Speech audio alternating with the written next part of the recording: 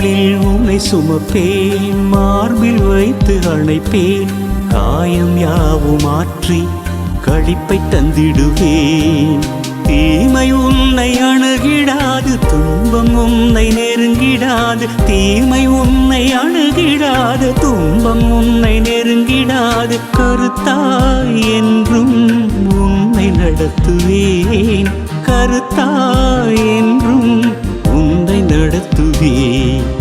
இதயமே நீ கலங்காதே, துணையாயிருப்பேன் பதறாதே.